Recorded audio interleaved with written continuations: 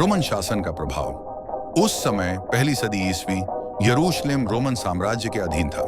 Roman governor जैसे Pontius पिलातुस यहूदी क्षेत्रों में शांति बनाए रखने के लिए जिम्मेदार थे। यीशु की लोकप्रियता और उनके यहूदियों का राजा कहलाने से रोमनों को विद्रोह का डर था, क्योंकि यह रोमन सम्राट के प्रति निष्ठा के खिलाफ माना जा सकता था। यहूदी समाज का तनाव। यहूदी समाज में उस समय कई धड़े थे, जैसे फरीसी धार्मिक नियमों के पक्के, सदूकी मंदिर के पुजारी और झिलोट रोमन शासन के खिलाफ विद्रोही।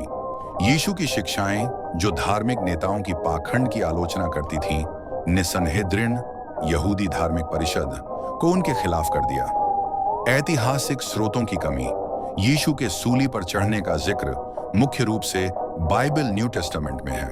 गैर ईसाई स्रोत जैसे Josephus antiquities of the Jews और टैसिटस एनाल्स में इसका संक्षिप्त उल्लेख है, लेकिन ये स्रोत बाद में लिखे गए और कुछ विद्वान इन्हें पूरी तरह प्रामाणिक नहीं मानते।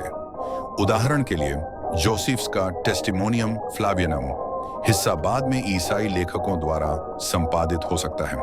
विवाद का मुद्दा। कुछ आधुनिक इतिहासकार मानते हैं कि यीशु को सूली पर चढ़ाया गया, लेकिन यह धार्मिक सजा से ज्यादा राजनीतिक कारणों से हुआ, क्योंकि रोमनों ने उन्हें संभावित विद्रोही माना। वहीं कुछ विद्वान यह भी तर्क देते हैं कि इस घटना को बाद में धार्मिक कथाओं के रूप में बढ़ा चढ़ाकर पेश किया गया। 2. धार्मिक व्याख्याओं में और अंतर। ईसाई दृष्टिकोण। बाइबल में सूली पर चढ़ना एक नियोजित घटना है, जो पुराने नियम की भविष्यवाणियों जैसे यशायाह 53 को पूरा करती है। ईसाइयों का मानना है कि यीशु ने स्वेच्छा से यह बलिदान दिया ताकि मानवता को पापों से मुक्ति मिले।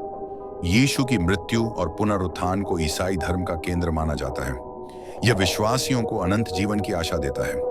सूली की घटना में यहूदी नेताओं और रोमनों की भूमिका को बाइबल में बताया गया है, लेकिन आधुनिक ईसाई चर्च जैसे कैथोलिक और प्रोटेस्टेंट इस बात पर जोर देते हैं कि यीशु की मृत्यु के लिए किसी एक समुदाय को दोषी नहीं ठहराया जाना चाहिए, क्योंकि यह ईश्वर की योजना थी।